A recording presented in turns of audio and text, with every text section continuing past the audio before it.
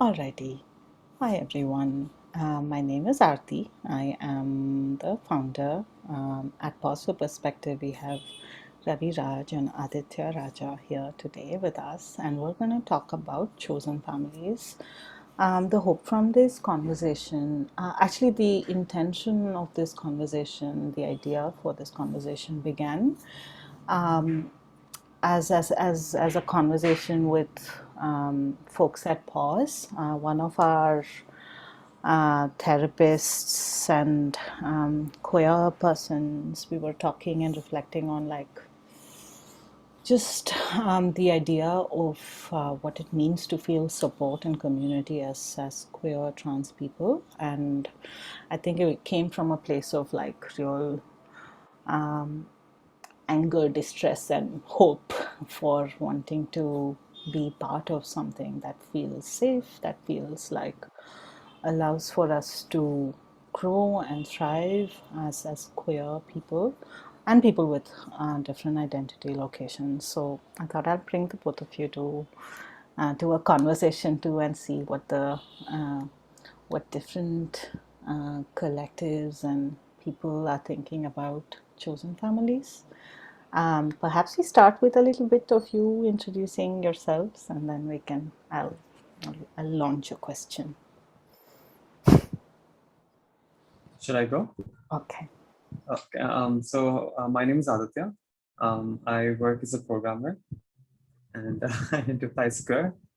I think that's good enough introduction for now. Hi, my name is Ravi or Raviraj, and I am a therapist, and I'm part of a collective called Narrative Practices India. Um, uh, yeah, that's some part of. All right. Cool. Okay. So let's start with the first question to sit with. I'm wondering what comes up for you with the word chosen family. What are you thinking about? What are you feeling? Um, yeah. What are you sitting with that word?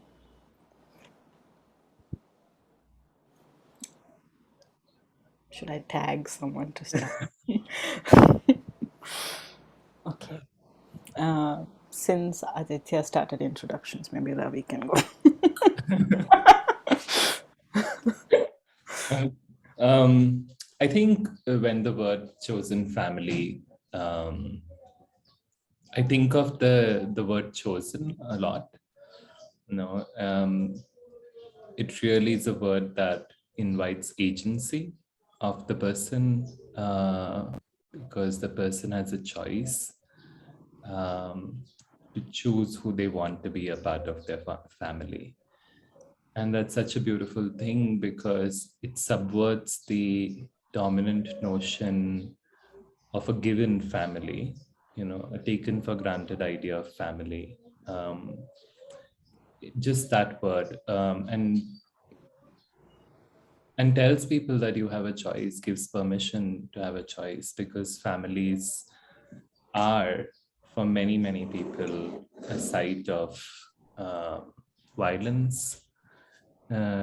So to have a choice to redefine, um, to decide who they want is a beautiful agency people can have in the word chosen. So I'm particularly drawn to the word chosen, which gives permission.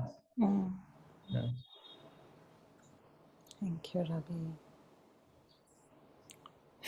That's really interesting because for me, the word that I think of in that phrase is actually family um, because for some reason chosen family is supposed to be like a level above friendships, right? Because we have friendships and friendships do often mostly give you that agency to choose and select who you want to be friends with and have those friend relationships, but they're never taken very seriously. And in an attempt to like solidify these square relationships and solidify the significance in our lives, we brand them, at least some friendships, as chosen family. So for me, I keep thinking about the word family because like you said, I do completely agree that family is very often, place of violence. And so for me, that is why I think I keep going to that word, because I'm like, okay, what does that mean in this context? How do we bring the things that we like about family, which I'm assuming it is that the sense of safety, that sense of they're always going to be there for me, that sense of, we're never going to be lonely, we're going to be there for each other. How do we bring the things that we like, those feelings of commitment and love and promise, and bring it to this scape without bringing any of the toxicity or any of the things that create the violence, right? Because the family, it just feels like you'll never be able to escape them. No matter what, you're stuck with the family. You can negotiate, you can put distance, you can put boundaries, but unlike any other relationships, there is this a sense of like everyone's just agreed to, including the world outside, will keep asking you about your natal family. So I keep wondering about what is it that elevates friends to chosen family, and how to make sure that the family in chosen family doesn't feel like the family that we've known so far. Mm. Mm. Yeah, I think I love that. Like, yeah, both of you sort of looked at either of these words, and I think both have a lot of meaning and things for us to sort of reflect on. Um, yeah, I'm thinking about I this morning as I was sort of thinking about this question too. I was thinking about like what you were saying, Aditya, like the friendships versus family versus chosen family. How are they different? Um, and I'm wondering the place of that in your lives. I wonder if you'd speak to that, both of you. Yeah. What does what does chosen family mean for you? How does it visit you? How is it present in your life?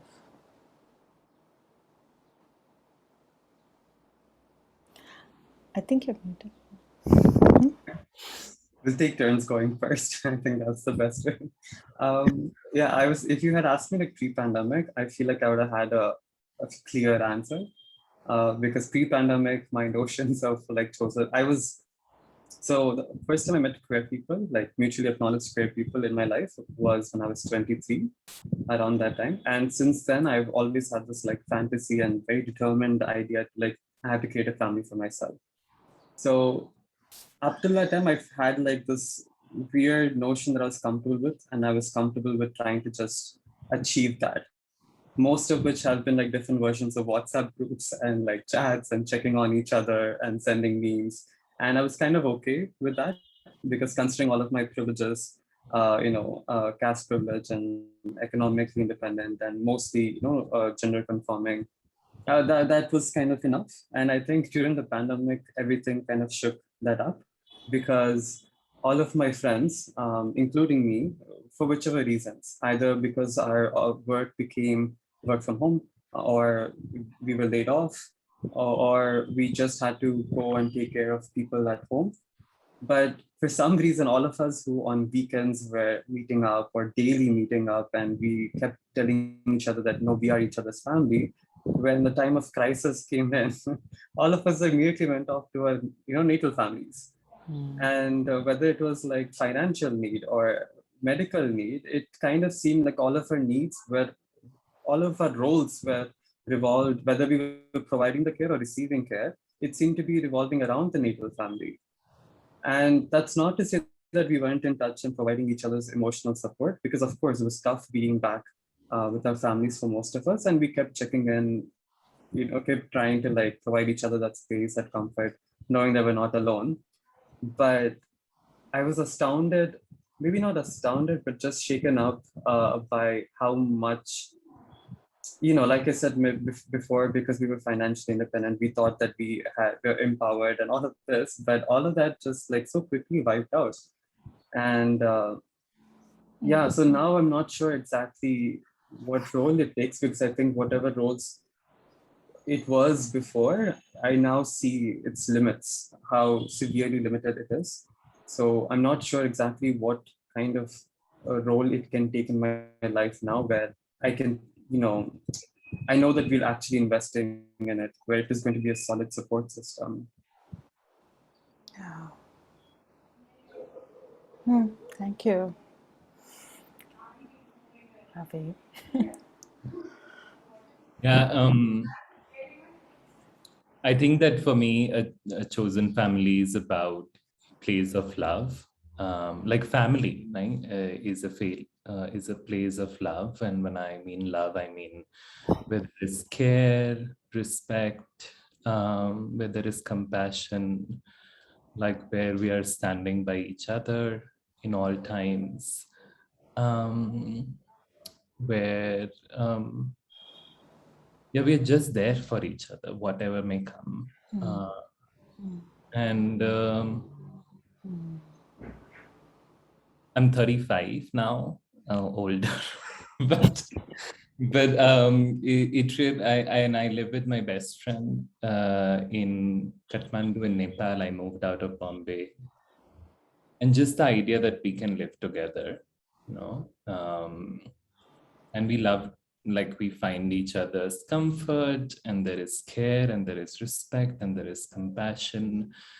And when we've gone through the pandemic, um, and many things together, we know each other now for maybe 18 years of our life. And it's just this morning I was having like a really hard time. So they decided that they will cook, while I was just like processing all that was happening.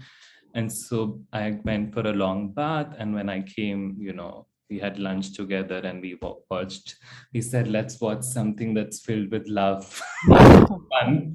So we watched this movie. And, yeah, I think just, and nobody had told me this, that I wish that somebody had told me that I can live with my best friend. That I don't have to have a partner to live with always, or I have to live with the family I was born in all my life. So yeah, like this kind of nurturing of relationships that are um, you know, where I feel cared for, respected for, feel compassionate for. Most of them are friends, and my mom and dad. But I think what I now have is the agency to like increase and reduce the volumes of relationships, like what I want in my life now and what I don't want in my life right now, who I want to engage with, who I don't want to engage with. And I think that kind of agency, I have much more better skills at navigating. I wouldn't say I know it all, because it's, I think, a practice. Like love is just a practice. So yeah.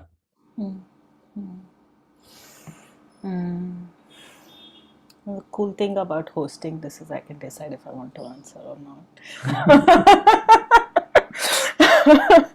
But as I was asking and sort of listening to the both of you, the thing that comes to my mind when I think of chosen family is actually my children. And as a queer person who is a single parent and someone who became to or came to queerness after my children, and they what it means to hold space for who I am and who they are and they can potentially be,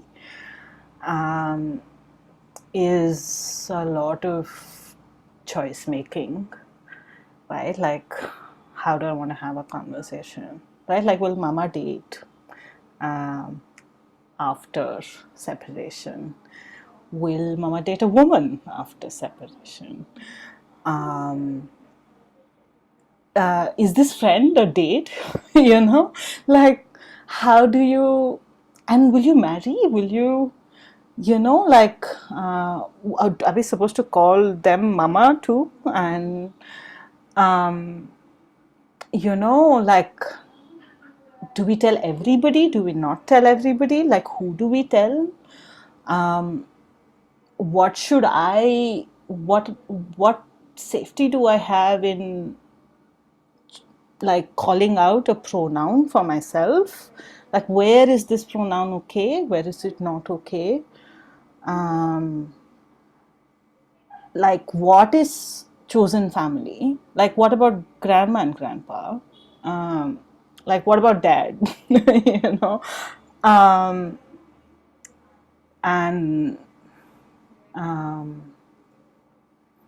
yeah, like, every conversation is a conversation of like fuck, like I didn't have this, you know. And and the possibility, like real magic of how a mind can expand to hold space for so much and more. Like, I'm learning that from my children. um yeah, I will tear up, so we will go to the next question. But yeah, I mean, I feel like, for me, that's where I'm at with respect to chosen family. I mean, I birthed them, so they're also a natal family. But you know, like, the choices I'm making of conversations we're having, um, the the ways in which I will stand up for them. Um, yeah, like, I have like this one little story that I have to share. Like, you know, my kid wanted to learn how to do magic math, and we said, okay, Kumon looks like magic math. We'll go there. And then this child was positively upset.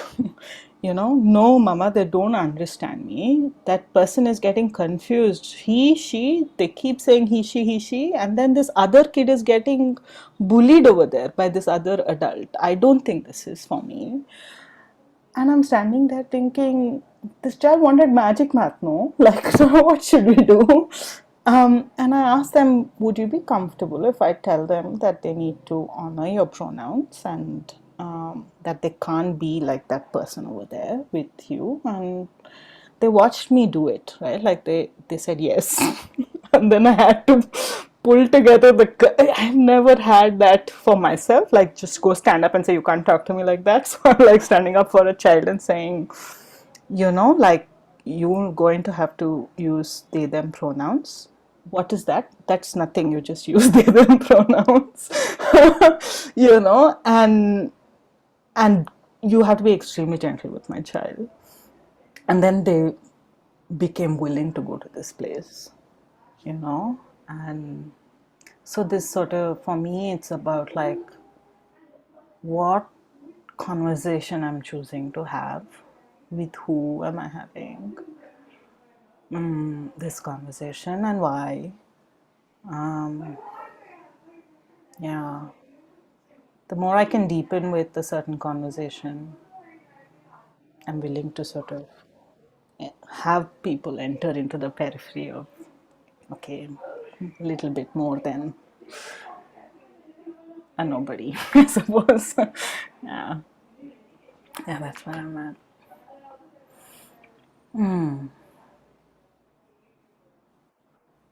I was curious about, I was thinking about what you said, Aditya, and Ravi as well, about a certain kind of family as being the loudest, a certain kind of family that we'll have to go back to. Like you were saying, Aditya, just pandemic and having to choose to not choose. I mean, I don't think it's really choice, no, like having to be thrown back into certain homes that were not safe, and I was wondering about how come, why is a certain kind of family only valid? I was curious if you had thoughts.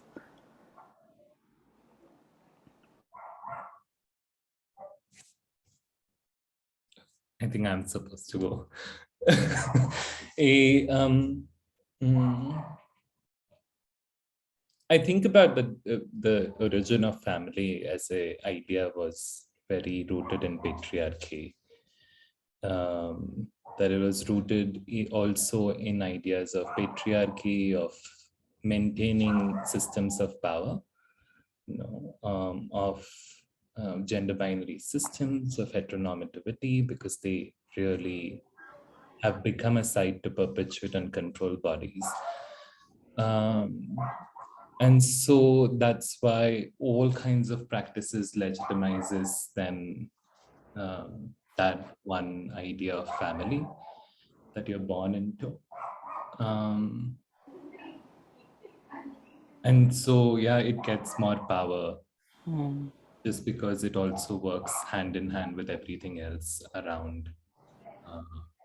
And every time you step out, guilt and shame and all these other practices then engage.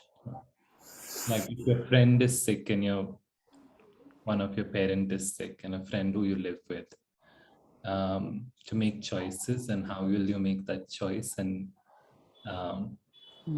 but what I feel like as you practice it more, you get better at it. Really to start. For me, it's been a journey of really noticing guilt and shame that tries to sort of throw me back. Like I love the phrase, throw me back into a system which I don't want to be a part of. Or attending, like I've really decided I will not attend marriages anymore within my cousins and families. Uh, because so far, yeah, there were practices of just, I would go because I would feel loved, but also guilt if I don't attend, what would happen. But at the cost of being humiliated for many things. And I will just like, perform kindness all the time and smile and like, because I can't say anything. Uh, but yeah, I guess the practicing of um, noticing how guilt and shame works, what does it continue to legitimize, and what's important for me in life, that articulating that has been very helpful to shift that legitimization from what's been given power to what can I give power to. That's been really helpful. Yeah.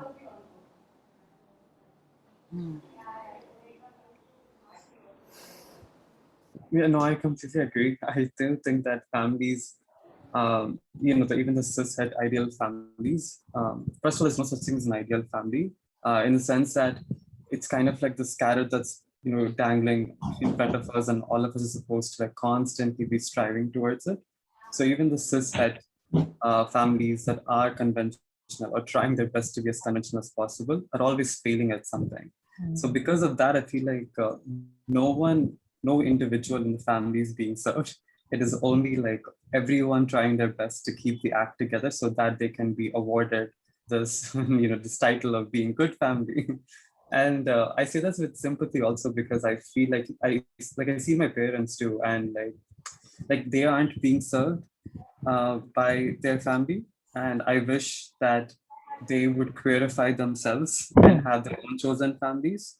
Like what Aarti was, what you were sharing, that unfairly sweet anecdote where your natal and chosen family overlap. Again, very unfair. I mean, very sweet and very good for you, but and but like just like the way the kids were asking you questions about this transitional journey, and they were sort of there for you, right? But I don't think I or my sibling were ever there like that for my parents, and partly because we weren't allowed to be. I don't know anything about my parents outside of them being my parents, in that role of parents. They never share anything that isn't strictly aligned with, because I told you so. Information given is only to justify that sort of control over us. And but both sides, both parties lose out on that, especially as the power dynamics shift, especially as they start depending more on my sibling and me than we do on them. Um, and I also think that, like, for example, so yeah, I mean, I feel like the only reason that one kind of family is valid is because to keep, the control of patriarchy and caste and to just keep that going, right? It isn't actually serving anyone. I haven't met anyone in my family who's happy. So I know for a fact that even the cishet people aren't happy either. So, and not all of us, not all queer people will have the luxury to sort of, I mean, I don't want to say luxury, but maybe the option to sort of cut ties with the natal family. I mean, if you can do that, that's great. I would never glorify or romanticize that sort of parent-child relationship. But for example, my mother is also a single mother. And during this pandemic, I realized that no, there's never going to be a time where I would want to desert her. Even if our relationship isn't great, that just is not an option for me. So I realized that the only way for me to go forward is to queerify my mother too. I think as a single mother, whatever she identifies as, she is a queer individual in society because she's unconventional, and her needs will never be centered or prioritized. No one, and if she tries to fulfill them herself, she will be frowned upon. Every single, like the same weddings that I am uncomfortable at, she's uncomfortable at for a different reason. At every family gathering, at everything, she feels like I know I can see the series of sort of obstacles that she's seeing and having to go through and trying to make herself fit because she is a single mother. And so there are more eyes on her, watching her because of those circumstances.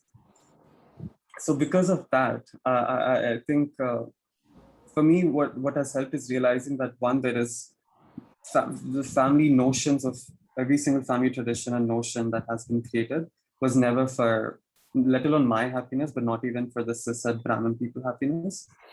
And so that made me, like what Ravi was saying about shame and guilt, that to me is like the predominant notion, feelings that I get from family.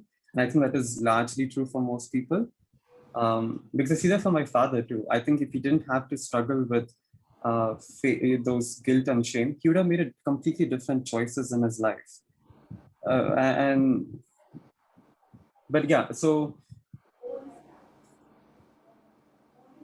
yeah, in terms of how knowing that no family is valid and no one is happy in the ones that are considered valid, it's allowed me to think about ways to clarify even my mother and to include her also in my chosen family in a way that works for me. Maybe not at the central heart, but with the right boundaries and distance where it works for us too.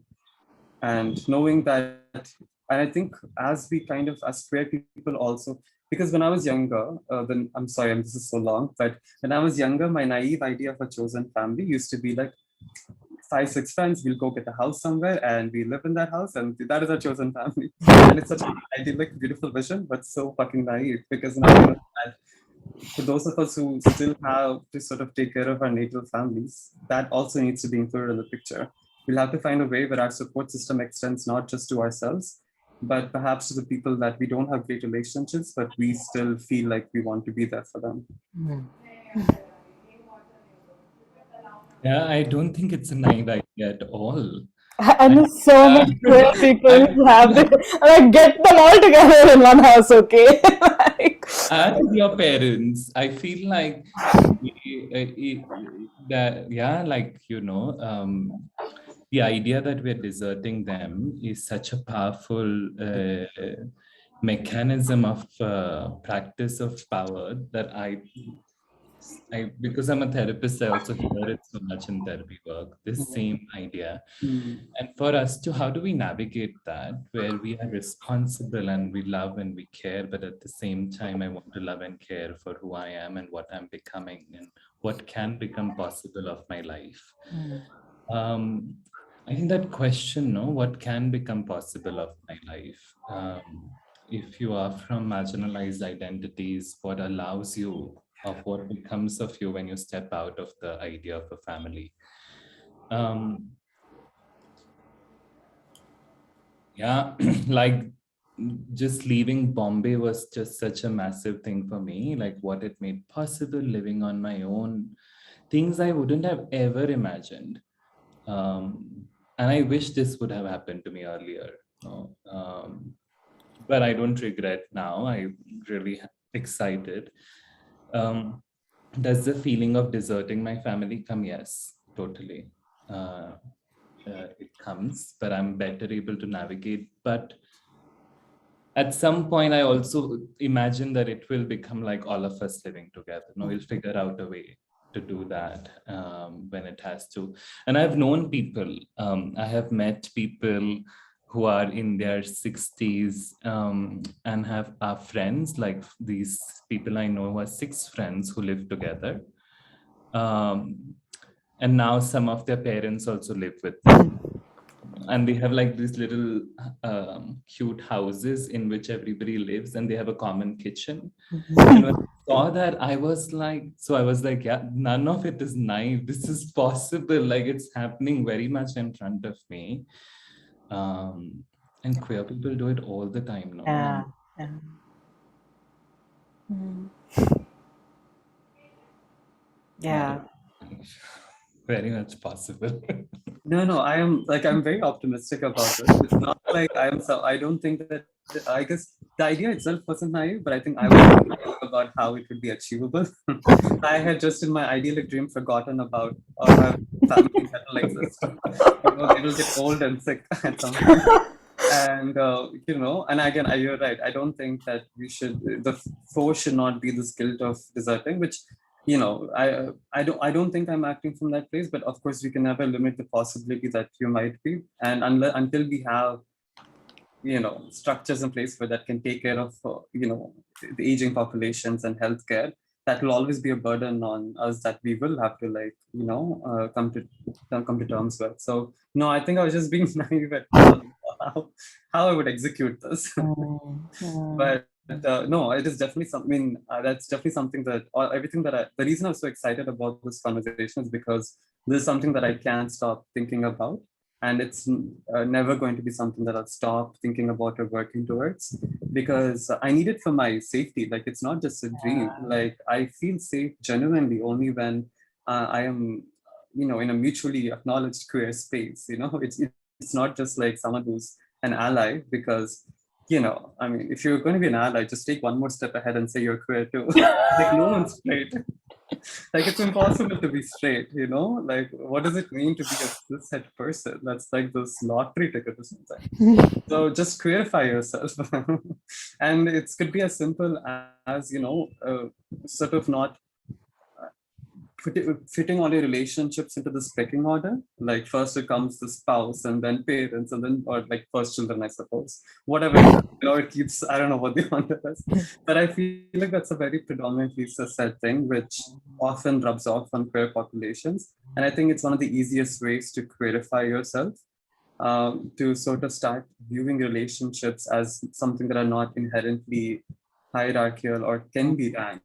Like, you can't rank love. This idea, even the idea of best friend, to me is sometimes weird, because I mean, I understand. Like, no, I don't understand, because you have friendships that are closer at some point, and sometimes they get more distant. And I think that's, at least the pandemic should have opened their eyes to that, because that literally happened. Friends that I was the closest with became more distant, but new friendships came in. And to me, that is how I envision this concept of chosen family, because I see this as like a nice, beautiful room with all the doors open and all the windows open, and people will come and people will go. And I think that's the scariest idea about chosen family, because in a cishet natal family, all the doors are locked. Okay, even the balconies have grills on them, because there is no escape. You can be born into it, but you can be married into it. There's no other forms of entry and exit. Or you can die. That's it. And even then, you might get a framed photo and you're stuck. But it's just. And I think the scariest part of kind of queerifying our thought process from that version of family into a chosen family is to say that I'm never going to stop you from leaving, and I'm not going to but the doors, which I don't know. Yeah, that's actually where I get stuck. I know for sure what I don't want it to be, but when it comes to how I can imagine it to be and still be a safe space that is inclusive and open, and is protected, is that's where I sort of I don't know where I went there. Mm. Mm. Mm. Yeah, there was going to be sort of like a follow-up question, like what do we do? Like what do we do in terms of or even just like how do we build um, chosen families? And yeah, I don't know what's coming up. I would love a house.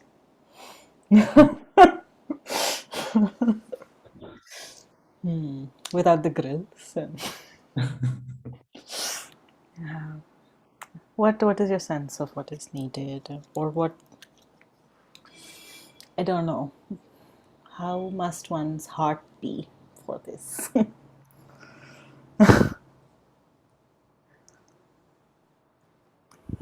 I'm not waiting, by the way. I'm just literally thinking. I'm not. Yeah, I'm just thinking. I will answer if I can organize my thoughts. Mm. I think one, we need to tell stories. We need to tell stories of people who've done it, people who are doing it, people who are figuring this out. Because people have walked this path before us, no? Yeah. And so they have laid down the maps already, which is how do we access these stories. Marginalized communities have survived only by doing that. It is impossible. Like family systems were created so that a queer, Dalit, Bahujan, Adivasi people, don't survive. Women, no, also because Brahminical patriarchy works against women. But if we can survive and have fun and have pleasure and do all of this and have these conversations, which means that there are practices that are already in play. Because when I saw this group of friends living together, it was the first time they had independent little houses, their own spaces, but then they had common spaces, and then their parents were living them. I had never seen something like before in my context. And so to see that was really nice. I guess if we tell more stories of people who do this, people who are doing this, it helps us to know it's possible. Yeah.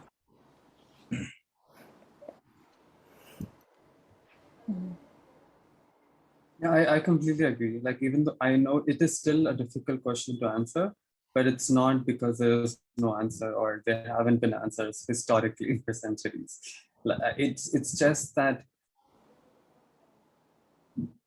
even those, at least the ones that I do think that, for example, even the trans and disabled communities, like you said, most marginalized communities, but like trans and disabled communities also, I think, sort of show us how community care works. And one thing that I've learned is that often when we start thinking about chosen families, um, like even when even when on just like an evening, my friends and I are just sort of daydreaming together, we'll start thinking like, okay, so I'll be the carpenter of the house, and I will do the gardening work, so be self-sufficient, and I will do this, and we will do the cleaning, and you do the cooking. So, and even then, it's kind of, you're programmed to think that to be part of this family, you have to provide something. Like, what are you bringing to the table? And that is how you'll create this chosen family. But I've learned sort of recently is that's not actually true. The people who create families and the people who bring together are the people who need something and vocalize that need and say, I need this. And you reach out asking, and people will reach out to you to help you with that. And that is often how like the center of any family. Like, for example, during the pandemic, we started doing these video calls with my friends. Very, very privileged first world example, but that is, uh, how it is with me. But so we started doing these weekly video calls, and most of them I knew, some of them I hadn't like spent any time with before. But within a couple of months, those calls we would start at 10 p.m. in the night and they would go at 5 a.m. We would just, and everyone's in different time zones, and but it just became this thing. And after a while, those calls, as things happen, they stop happening so frequently. But the people who kept those calls going were the ones who reminded us, saying that, "Hey, I miss you all. I really want to talk with you all again. Can we have a call this weekend?" It was the people who asked, who expressed loneliness and said they want company, who made it happen. And that's true for any gathering, any event, right? It's always the people who are saying that, listen, I love you. I want this. I need this. More than the people who are like, I can provide this. And I think, to me, like when you were asking like what kind of heart do we need to have to kind of love this way, is I think one that sort of recognizes all of these ways that we've been programmed to think. Because I so many of the things that sort of consist of, that we call humanity, like kindness and all of that, are just, they aren't like instinctual. Like maybe anger is instinctual, but how do you deal with that anger is often not. The healthiest way is probably like against my instinct. And that is true for so many things, like forgiveness and apologizing, how do you be hurt? How do you help someone with their hurt? All of these things it is ridiculous to me that how unlearned I am about all these things, and how often my instincts guide me wrong. And knowing that has helped, because then I can stop beating myself like what's wrong with me, and just blame society, which is always fun. I will not take responsibility for that, and take responsibility for learning practices that are more queer. And yeah, things like, I have completely gone off the question, but no, I do think that basically a lot of unlearning and specifically learning about what it means to love, like boundaries, for example. I see so many things talks about boundaries on Instagram, and I feel like that can be what a boundary is. That just sounds like you're saying no to everything all the time. Like, I don't know. And of course, boundaries are important, you need to have them, but I don't think that it is instinctual how you create them or how you examine them. And the fact that sometimes you'll have different boundaries with different people, and but all of that can be compressed in an Instagram post. So often I feel like we end up taking these like hot takes that don't actually serve. Yeah, short answer is basically a lot of unlearning and learning on how to love in a way that serves you. And I think that kind of helps you create communities based on that. Yeah.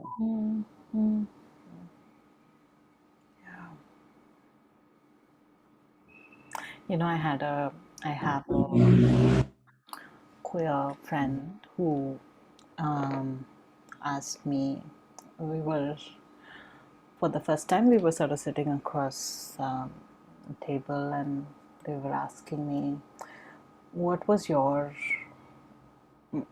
just like they're saying, most of us, I mean, queer people have a way of sort of surviving, no? Like, how did you survive? And they said that what called to them, that allowed them to survive, was learning. Like that and they had this amazing sort of way of learning about something. They just like deep dive and stay in it for years together, and then a next topic where they deep dive. And so we were sitting in this like really old building, which was turned into a restaurant, and they were like looking at different architectural pieces, and they were like, oh, this is from this era, that era. And I'm like, what? So that ability, right, like to learn. And they were asking me, how did you survive? And I was saying, by creating holding spaces. As a mental health practitioner, I find myself, chalo, let's just bring people together in this group or that group, or and it I remembered that because of what you were saying, Aditya, about like need and asking for it and creating it. As someone who identifies as sort of neurodivergent and queer, I find myself very hard to sort of. Family is a very big word for me. I feel overwhelmed by it. So when I think about what it means to, and yet of course I'm drawn by wanting intimacy in that way. And so I think about this, right? Like, it was such a good question because it spoke to one of the ways in which I do it. Just let's just hold space for something and quietly sort of learn there and be there and breathe that air of people that can feel and think in similar ways. And yeah, that's what comes to mind. I don't know if there is a perfect answer, but I really like what both of you said about just like listening to more stories and to be able to ask and offer a space from that longing and love. Um, yeah, that's kind of what speaks to me at this point. Um, I don't know if there are other things that other questions I didn't ask, things that you want to say before we wrap up.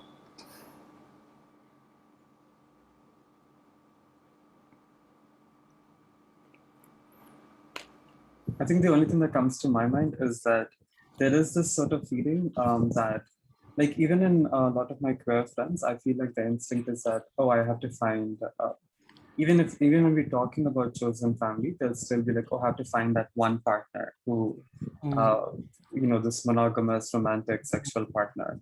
Yeah, because I get that instinct because so much a chosen family is about not locking you into that sort of group or system, which is where so much of the toxicity of natal families come from. So, but without that, you kind of lose on this idea of permanence and safety. And but how do you bring that sort of stability in chosen families without doing that? And I think once people actually try, that sort of creating those kind of relationships where they don't feel like friendships cannot be romantic, or even just define, like, I think friendships are the most romantic relationship in the world, because, like, what is romance if not effort, and what is friendship if not just purely trying, right? Like, I think Alok with Menon once, like, defined, like, love is such a hard thing to define, but I think Alok with Menon some ways defined it as love is just trying harder for each other, and that has stuck to me so hard, because I think, because now it makes, like, for example, I found it very difficult before to say that I love my natal family, but now I find it easy to say that I love my mom, because I do genuinely try very hard for my mother. And I know that my mother tries really hard for me in our own limited capacities in ways that hurt each other. And not that a child has to love their parent, never going to preach that, but just thinking of it as uh, trying harder for each other, I think is such a nice definition, because there's so many people that we don't like in our life, but we still try to be there for them. And I think so it makes it easier to say, I don't like you, but I love you, and I'm not going to stay with you because and I love you. Those aren't contradictory statements anymore. Where was I going with this? So I had a thought, yes, about why, and I think when you start redefining, or maybe just not even trying to define what, a partner, a boyfriend, girlfriend, or, what a friend, because the moment you give these labels, there's like these inherent baselines, like, okay, this is the amount of effort that is acceptable with a friend, and this is the amount of effort that is acceptable with a partner. You always have to try harder with, making more effort and prioritize and that's not true. You prioritize who needs you more and who you can be there for, right? And so just not sort of deciding those labels, I think helps. And I'm saying this also because I think lots of people feel like those kind of chosen family relationships are much harder to cultivate and maintain than a single monogamous relationship. They'd be like, why put all of myself into multiple people and, face the chance of being rejected multiple times? then just try it really hard and be there for this one person and make that work. And I think that's so untrue. Like, for example, and I think this is probably a very reductionist example, but like WhatsApp group chats, for example, you cannot participate in them in a month and still feel connected with all the friends in that group. Now imagine if you were trying those only speak individually. If you're not speaking for a month or you're not available, it's very easy to like drift away, right? But in WhatsApp chats, there'll be like days and weeks and even months that I can take a break and still come back and not feel like I have to reintroduce myself. So I think, yeah, I just wanted to say that I think there is this, because of how we've been programmed, I think it feels like the easiest way to create stability in a life is to have one main partner, maybe a few good friendships, and call it a day and hope for the best. But I think that's really untrue. I genuinely feel it is so much easier to love as a community, to love in groups, and to allow yourself to be there with groups. Yeah, and you don't have to be like intensely vulnerable with every single person. I think a lot of people think that, oh, if you're a chosen family, you have to like take the amount of love you have and divide it by the number of participants and then like equally dole it out, but that's not true either.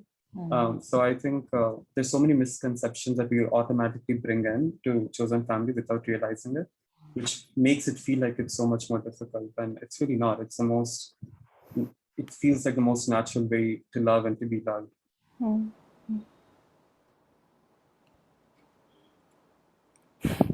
I mean, did you have any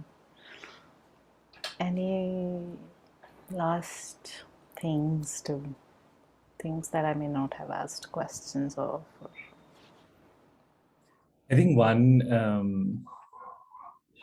also family, chosen family doesn't have to live in the same space. So you can live alone. I think a thing that you have, like I grew up hearing stories where there was a discouragement to live alone or live on your own in a space, and like hearing scary stories of what happens to people who live alone. And before my best friend moved in, I was living on my own, and I really enjoyed it. Uh, and so, yeah, just to be the idea of that you can live on your own and live alone, and a community can live around you and support you. Your family can be spread across the world. Doesn't have to be in the image and environment. Also, while I was living alone, so many things become part of your family, like little plants, and pets, and so acknowledging relationship we have with beyond human relationships to legitimize other relationships that can become with imaginary people, what is called imaginary in the idea of reality. So I guess there's so much more to know about chosen families, and like voices that help people to continue. Um, uh, yeah, and the other one, that it's not easy. It is as much as hard work that we missed in our families that we were born in. The hard work of love as a practice, that accountability as a practice on an everyday basis, the willingness to sacrifice, like Bell Hooks says about this when she talks about love, that our willingness to sacrifice is a commitment to love for love. Our willingness to share resources and provide for each other, and our willingness to adjust for each other, which is such a seen, but it's seen as a bad thing because the other person doesn't adjust. I've learned so much from single women, who have left marriages, that it's not that sacrifice and adjustment is a bad thing. It's when the other person is not doing it, And so, these things, that it is hard work and it's practice, and friendship is also a practice of love and commitment, because it can become a site of violence also again. Like I know friendships which have turned into sites of violence. So it is, I guess, a constant hard work of, not hard work, it's a practice of love that Bring it. Yeah. Do you want to say something, Aarti? Mm. Feeling. Mm. Um, you know, David White's poem. Uh, it's titled "Everything Is Waiting for You." Comes to mind. Um, I don't want to recite it now because I'll have to Google for it. But but it's a beautiful poem. I think the piece that came to mind as you were talking is the piece about how things like the kettle and the doors, the knob of the door and the telephone receiver, that all of that is present for you and is connecting with you constantly. That is what came to mind as you were talking. Yeah, yeah. I think I'm sitting with the fact that what you said as practice, just what it means to constantly learn and unlearn and practice and hold true a certain conversation, even with yourself, and is so important. And that's what I'm sitting with. Thank you so much, both of you. So Thank kind to come and do this with me. Yeah. Oh no, thank you for making this happen. It was very nice conversation. Alrighty. I will see you. I will stop recording at this point.